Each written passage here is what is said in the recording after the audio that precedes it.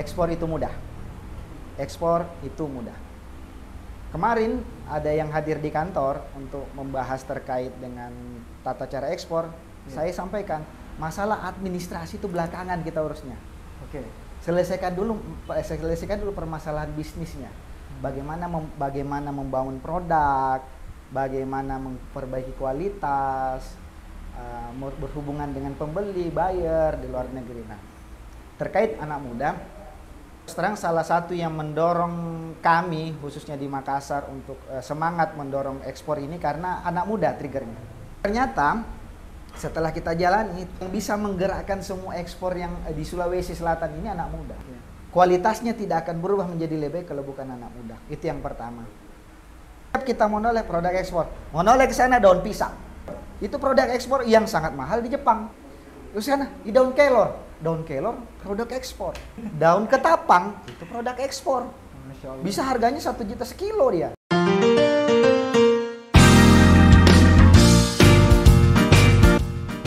Selamat datang di Bincang Ruang Tengah.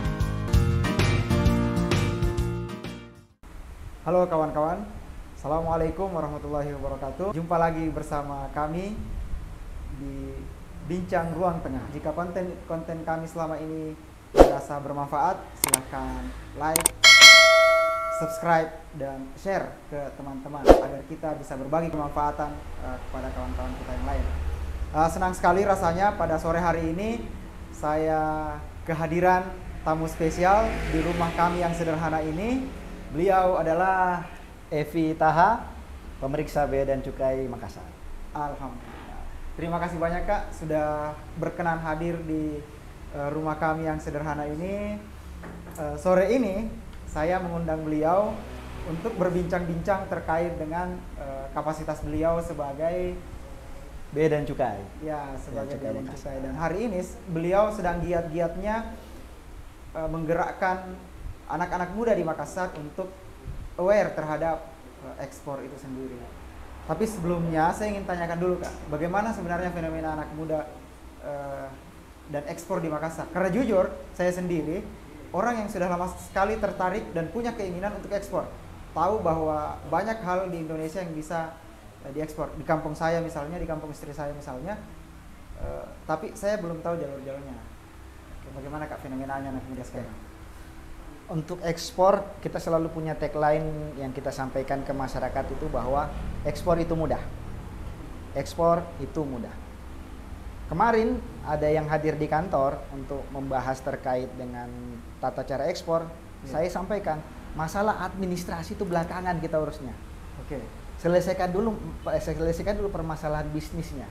Bagaimana membangun produk, bagaimana memperbaiki kualitas, berhubungan dengan pembeli, buyer di luar negeri. Nah, terkait anak muda, terus terang salah satu yang mendorong kami khususnya di Makassar untuk semangat mendorong ekspor ini karena anak muda triggernya. Anak muda. Jadi ada yang datang ke kantor perempuan, datang ke kantor Bea Cukai bertanya terkait ekspor. Dia sama sekali tidak tahu kegiatan ekspor.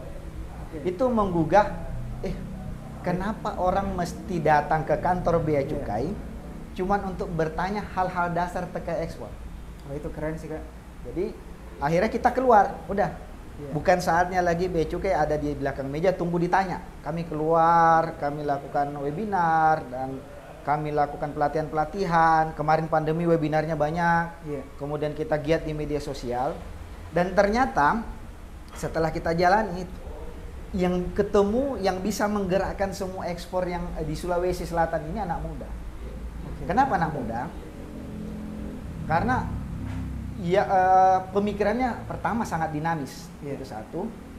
Sehingga proses yang selama ini berjalan, orang ekspor biasa saja, hasil alam diekspor saja, ini tidak akan berubah polanya kalau bukan anak muda.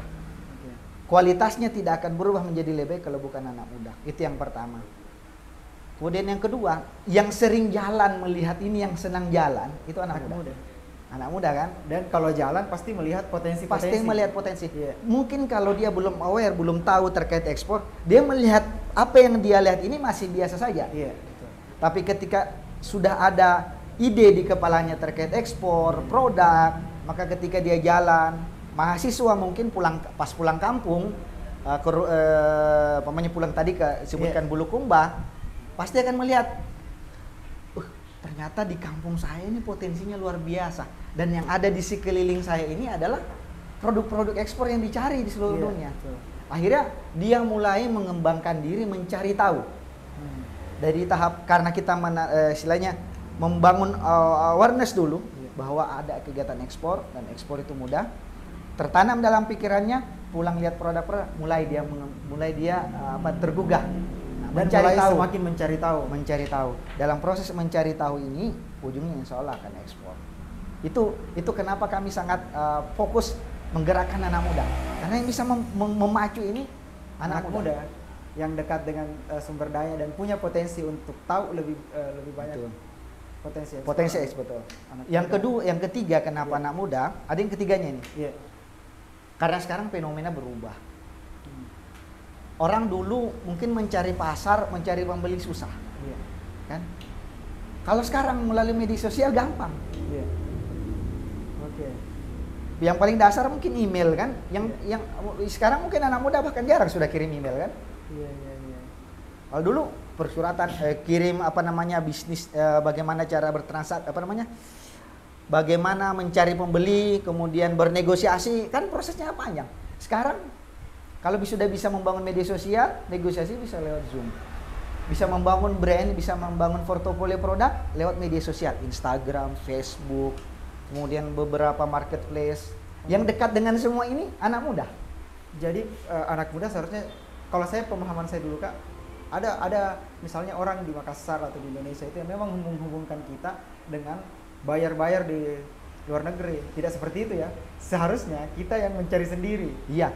Kalau dulu mungkin fenomenanya ada orang yang tahu pasar, ya kan? Kita diarahkan. Ada yang tahu pasar, ya karena dia sudah mendapatkan keuntungan dari situ, dia menganggap bahwa ekspor itu susah. Cukup saya saja yang ekspor, produkmu ke saya. Iya. Nah kan?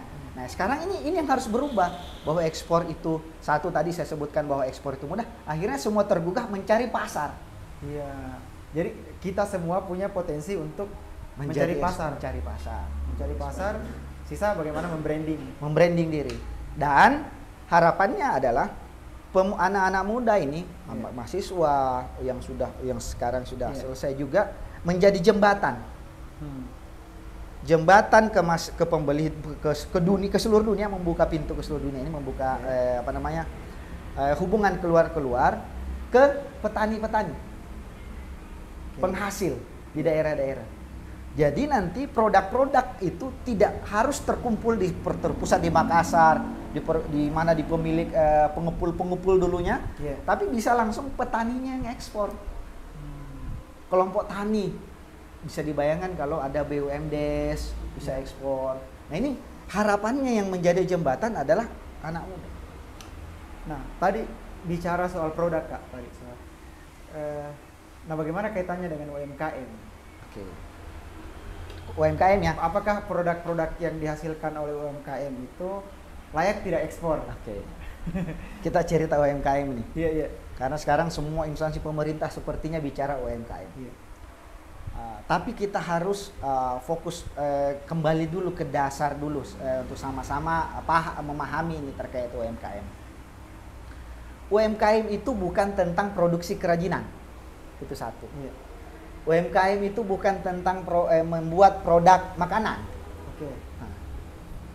UMKM itu, definisi UMKM itu kalau dari aturan dasarnya adalah terkait permodalan dan penjualan. Kalau dengan batas tertentu, kalau tidak salah itu penjualan 50 M setahun, makanya masih di bawah, masih disebut sebagai UMKM. Jadi balik ke situ, itu pemahamannya. Sehingga kita akan melihat bahwa produk-produk yang ada di masyarakat bukan cuma terkait dengan kerajinan. Orang-orang yang berusaha di hasil alam, mengekspor hasil alam, mengekspor hasil perkebunan, hasil pertanian, hasil laut, itu juga masuk UMKM sepanjang penjualannya masih di bawah itu. 50 M. Kalau tidak salah ya, kita harus lihat kembali. Nah, dari sini kita akan melihat bahwa di sekeliling kita produk-produk kita ini produk-produk terbaik. Tadi pikiran kita sempit ketika mengatakan UMKM adalah hasil kerajinan, maka pikiran kita membandingkan hasil kerajinan kita dengan hasil kerajinan orang, mana yang lebih cantik, mana yang lebih halus. Iya. Tapi kalau lebih luas definisi kita terkait, maka kita akan lihat produk-produk Sulawesi ini luar biasa. Hasil bumi itu termasuk Hasil bumi, iya. pengolah tergantung siapa yang mengekspornya UMKM. Kita bahkan kalau boleh ini Kak, kalau briket, nah, briket juga sepanjang tadi penjualannya. padahal dia diambil dari ampas Dari ampas kelapa. kelapa. Nah, briket ini menjadi salah satu mungkin ke depan adalah fenomena. Iya. Karena kebutuhan di luar negeri besar. Ada barbecue, orang di luar negeri senang barbecue. Iya. Kemudian di Arab sisa. Sisa ya. Sisa. Jadi briket ini adalah arang-arang yang dipadatkan. Dan untuk mendapatkan kategori terbaik, dia harus dari arang batok kelapa. Iya.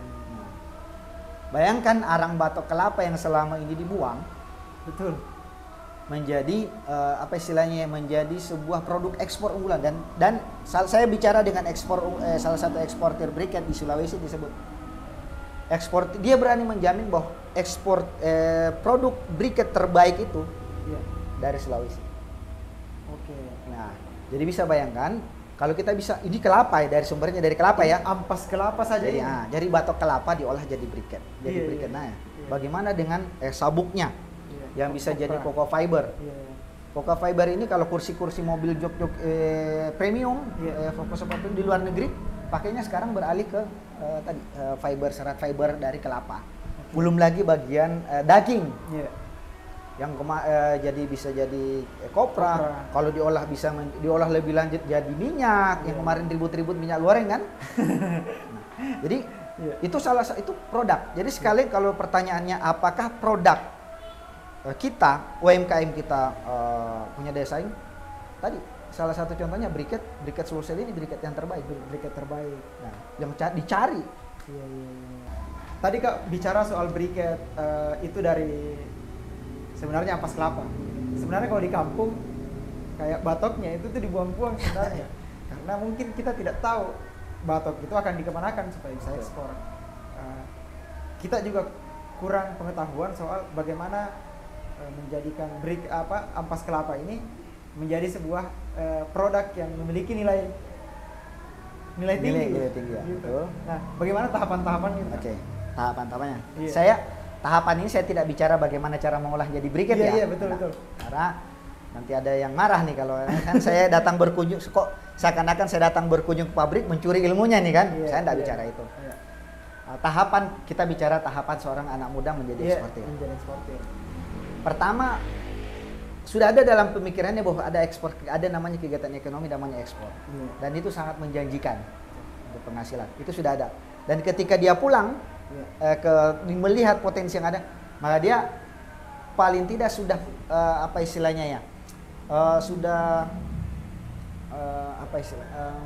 mau gitu melihat produk ini, ini produk ini bisa ini produk ini. Dia sudah aware dengan ada produk-produk ini. Nah, dia jadi mengembangkan diri, mencari tahu. Iya. Mencari tahu produknya, mencari tahu pasarnya, pokoknya segala macam terkait itu. Kan sekarang jadinya tadi karena bahasanya itu saya sebut bahwa anak muda itu dekat dengan sekarang internet dunia maya kan. Akhirnya dia mencari tahu kan banyak, searching, googling. Iya. Nah, akhirnya lama-lama dia akan bisa membandingkan produk-produknya. Iya. Nah, akan bertahap ke tahap akhirnya jadi eksportir dia. Intinya adalah anak muda harus punya rasa penasaran. Dan itu pasti anak muda pasti punya rasa penasaran. Iya. Kalau sudah tidak punya rasa penasaran, Bukan anak bukan muda. anak muda lagi namanya. Apalagi Iya. anak muda Makassar bukan ini. Bukan. Nah, ini kalau anak muda harus penasaran. Anak muda Jadi kan- tadi sudah ada yang sebut ekspor itu mudah. Di sekeliling kita ini produk ekspor, penasaran pasti. Nah, kita note bahwa setiap tadi kata-katanya KFV, setiap kita menoleh itu adalah produk ekspor. Setiap kita menoleh produk ekspor. Menoleh ke sana daun pisang. Daun pisang Ekspor. itu produk ekspor yang sangat mahal di Jepang. Terus sana di daun kelor. Daun kelor produk ekspor. Padahal di kampungku dibuang juga. Nah, daun ketapang itu produk ekspor. Masya Allah. Bisa harganya 1 juta sekilo dia. Wih, Kalau tidak percaya tidak usah disebut-sebut ekspor. Searching di salah satu marketplace daun ketapang atau air daun ketapang. Lihat berapa harganya per botol. Air daun ketapang. Silahkan searching. Itu tidak usah kita bicara fenomena ini karena itu obat. Obat untuk ikan. Oke. Dan kalau sudah bicara hobi, Iya. mahal. Betul. Ikannya saja ada yang sampai puluhan juta. Itu. Nah, itu obatnya. Oh gila. Silahkan cari. Nah, itu penasaran. Intinya adalah penasaran dipadu dengan kreativitas Sudah dapat dan konsistensi. Karena Karena kadang kita punya rasa penasaran, punya pengetahuan, Nah. tapi menjalaninya itu. betul. Secara alami dua yang pertama ada di anak muda. Iya, betul. Kak. Secara alami. Betul. Yang ketiga ini yang diasah. Iya. Tapi potensinya ada di anak muda. Iya. Ibaratnya itu kalau pisau tajam ini sisa diasah-asah sedikit. Asah-asah. Dia sudah bentuknya sudah pisau. Ya, bentuknya sudah pisau diasah-asah sedikit. Sudah Bisa. Siap. Jadi potensi ekspor tadi Kak salah satunya apa lagi Kak kalau di Sulsel sebenarnya? Dari zaman penjajahan dulu kita itu salah satu Sebenarnya Kak alasan kita dijajah kan karena kita punya potensi gitu. Alasannya kan. Nah, sampai sekarang produk-produk itu ada di sekitar kita. Iya. Merica, apalagi banyak produk-produk ini. Kayu manis. Dari banyak Merica. sekali. Ya tadi saya sudah sebut merica, Iya. kemudian banyak lah. Nah, yang jadi masalah saat ini adalah dari dulu kita ekspornya seperti itu. Ekspornya gelondongan, karungan, kok di merica. jadi kan. tidak karungan Kak. Harusnya Ini kreativitas anak muda ini ditingkatkan grade-nya. ditingkatkan, berinovasi. Iya. Di ekspornya sudah bubuk kah, sudah di dalam kemasan tertentu kah, sehingga nanti sudah di negara tujuan langsung masuk ke pasar, langsung masuk ke swalayan. Ini perlu kreativitas. Jadi sebenarnya produk-produk UMKM yang kayak keripik pisang yang biasa dijual di kita ini sebenarnya itu sudah bisa Produk ekspor, ada yang ekspor dari Sulawesi, ada. Oh ada kali. Keripik pisang. Cuman bedanya jangan sampai berpikir bahwa ekspor itu dibungkus tadi pakai kertas yang sering kita lihat itu, dibungkus pakai kertas plastik transparan. Ya, tidak. Nggak bisa seperti itu. Dia harus memikirkan bagaimana caranya supaya ya rasanya tetap bertahan enak. Ada standarnya. Minyaknya tidak ada. Karena kenapa saya bicara minyak? Ada yang ekspor tadi biji mete. Iya. Karena dia ingin mengekspor yang sehat. Iya. Dari Makassar juga Iya. ekspornya ke Jepang dipanggang. Jadi tidak pakai minyak. Biji mete panggang. Biji jambu mente itu kan? Biji jambu mete dipanggang. Padahal dulu seingat saya kalau kita makan jambu mente itu kan Dibuang.